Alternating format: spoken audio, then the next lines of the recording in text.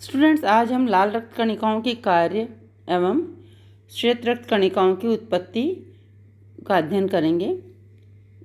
सबसे पहले हम लाल रक्त कणिकाओं के कार्य पढ़ते हैं। यह ऑक्सीजन को फेफड़ों से शरीर के विभिन्न अंगों तक पहुंचाती है। चूँकि आरबीसी में हीमोग्लोबिन नामक वर्णक पाया जाता है जो कि ऑक्सीजन के साथ बंध बनाकर ऑक्सी हीमोग्लोबिन बनाता है, जो कि एक अस्थायी यौगिक होता है।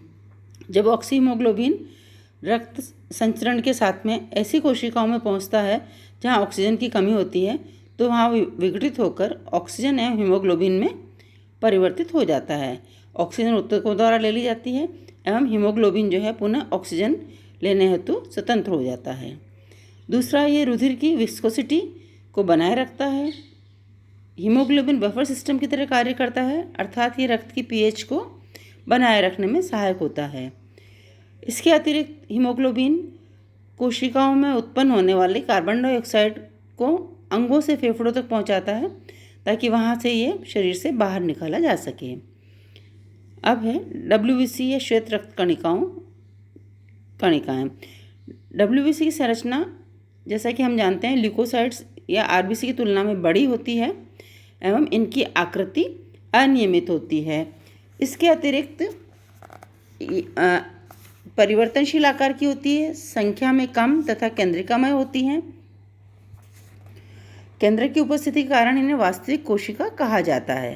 प्राय इन कोशिकाओं का कोशिका द्रव्य रंगहीन किंतु कणिकामय होता है। यह वयस्क मनुष्य में इनकी संख्या 6 से 8,000 प्रति क्यूबिक मिलीमीटर होती है। मानव में ये 12 से 13 दिन जिंदा रहती है। मानव के अंदर अगर हम बात करें डब्ल्यूबीसी और आरबीसी के अनुपात का, तो इनका अनुपात 1:6 होता है, अर्थात एक श्वेत रक्त कणिका के ऊपर 600 लाल रक्त कणिकाएं मानव शरीर में उपस्थित होती हैं। अब हम आते हैं, डब्ल्यूबीसी जो है ये प्रतिजैविक या एंटीबायोटिक की तरह फंक्शन करती हैं, अर्थात ये शरीर के रोग प्रतिरोधक क्षमता को बढ़ाती हैं। जब भी कोई बाह्य कोशिका या कोई बाह्य कण शरीर के अंदर आक्रमण करता है तो वह डब्ल्यूबीसी जो है वह उसका विरोध करती है और अलग अलग प्रकार से शरीर के अंदर उनको हानि पहुंचाने से बचाती है। श्वेत रक्त कणिकाओं का निर्माण। श्वेत रक्त कणिकाओं का निर्माण भी लाल रक्त कणिकाओं के समान ही बोन मैरो या अस्थि मज्जा के अंदर पाए जाने वाले मल्टीपोटेंट सेल्स या स्टेम सेल्स के द्वारा किया जाता है और इन्हें हीमोपोटिक सेल्स कहा जाता है। जब बी एंड टी लिम्फोसाइट्स जो हैं उनका निर्माण लसिका ग्रंथियों एवं तिल्ली अर्थात लिम्फ नोड्स एवं स्प्लीन के अंदर भी किया जा सकता है। लाल रक्त कणिकाओं का वर्गीकरण हम निम्न चार्ट के द्वारा समझ सकते हैं। ये 2 प्रकार की होती हैं मुख्यतः, कणिकामय लाल रक्त कणिकाएं या ग्रेन्युलोसाइट्स और कर्णिका विहीन श्वेत रक्त कणिकाएं अर्थात अग्रेन्युलोसाइट्स। अग्रेन्युलोसाइट्स जो पुनः 2 प्रकार की होती है, लिम्फोसाइट्स एवं मोनोसाइट्स, जबकि कणिका में लाल श्वेत रक्त कणिकाएं इयोसिनोफिलस, बेसोफिलस और न्यूट्रोफिलस प्रकार की होती हैं। संलग्न चित्र के आधार पर हम आसानी से श्वेत रक्त कणिकाओं के प्रकारों को समझ सकते हैं। कणिका में श्वेत रक्त कणिकाएं या ग्रेन्युलोसाइट्स जो होती हैं ये संख्या में लगभग 70 से 75% होती हैं। इनकी आकृति गोलाकार होती है और व्यास लगभग 10 से 15 म्यू होता है। इनकी कोशिका द्रव्य में अनेक कणिकाएं पाई जाती हैं। इनका केंद्रक 2 से 5 परस्पर जुड़े हुए पिंडों में बना होता है और असीमित होता है। इसी कारण इन्हें पॉलीमॉर्फोन्यूक्लियर रक्त कणिकाएं भी कहा जाता है। इनका उत्पादन लाल अस्थि मज्जा की रेटिकुलर कोशिकाएं अर्थात माइलोब्लास्ट कोशिकाएं करती हैं। इस निर्माण क्रिया को माइलोकोइसिस कहा जाता है। ये अभिरंजक के प्रति धनात्मक सक्रियता दर्शाती है। ये 3 प्रकार की होती हैं, एसिडोफिलस या इयोसिनोफिलस कोशिकाएं। ये श्वेत रक्त कणिकाएं संख्या में लगभग 1 से 4% होती हैं जो अम्लीय अभिरंजक विशेषतः इयोसिन का रंग लेती है, अतः इन्हें इयोसिनोफिलस कोशिकाएं कहा जाता है। इनका केंद्रक 2 स्पष्ट पिंडों से बना होता है जो एक महीन सूत्र या तंतु के द्वारा आपस में जुड़ा होता है। इनका व्यास लगभग 10 से 12 म्यू होता है। इनका औसत जीवन काल 10 से 12 दिन होता है।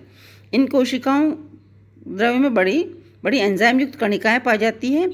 ये शरीर के प्रतिरक्षण अर्थात इम्यूनिटी, एलर्जी अर्थात अतिसंवेदनशीलता के में महत्वपूर्ण योगदान देती हैं। संभवतः ये संयोजी ऊतक की मास्ट कोशिकाओं द्वारा स्रावित हिस्टामिन का वहन भी करती हैं।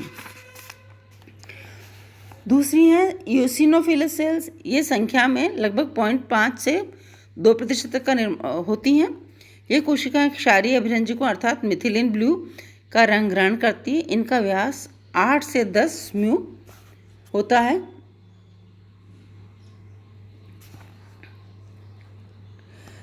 इनका केंद्रक वृक्काकार या एस आकार का या 2-3 पिंडों द्वारा बना हुआ होता है। इनका औसत जीवन काल 15 दिन का होता है। इनकी कोशिका द्रव्य में कणिकाएं बड़ी किंतु संख्या में कम पाई जाती हैं। इन कोशिकाओं की कणिकाएं मास्ट कोशिकाओं द्वारा स्रावित हिपेरिन, हिस्टामिन एवं सीरोटोनिन आदि का वहन करती हैं। इसी कारण इन्हें मास्ट कोशिकाओं का प्रतिनिधि माना जाता है। ये कार्बन कणों को शरीर से बाहर करते हैं। तीसरी प्रकार की कोशिकाएं हेट्रोफिलस अथवा न्यूट्रोफिलस सेल्स। ये रुधिर कणिकाओं गोलाकार, अमीबॉइड और संख्या में सबसे अधिक अर्थात 60 से 70% तक होती हैं। इन्हें सबसे सक्रिय श्वेत रक्त कणिकाएं माना जाता है। इनका जीवन काल 2 से 4 दिन का होता है। इनका व्यास लगभग 10 से 12 म्यू का होता है। इनके साइटोप्लाज्मिक ग्रेन्यूल्स बड़े तथा न्यूट्रोफिलिक प्रकृति के होते हैं। इनमें लाइसोसोम की तरह पाचक एंजाइम पाए जाते हैं। इनके केंद्रक 2 से 5 या 5 से अधिक पिंडों के बने हुए होते हैं जो एक सूत्र द्वारा आपस में जुड़े रहते हैं। इस कारण इन्हें पॉलीमॉर्फोन्यूक्लियर ल्यूकोसाइट्स कहा जाता है। ये न्यूट्रल डाई से अभिरंजित होते हैं। मादा के कुछ न्यूट्रोफिल्स के केंद्रक एक सूक्ष्म गोल सा पिंड जुड़ा रहता है जिसे ड्रम स्टिक कहा जाता है। यह रचना बार बॉडी की भांति एक एक्स गुणसूत्र के रूपांतरण फलस्वरूप उत्पन्न होती है। Thank you.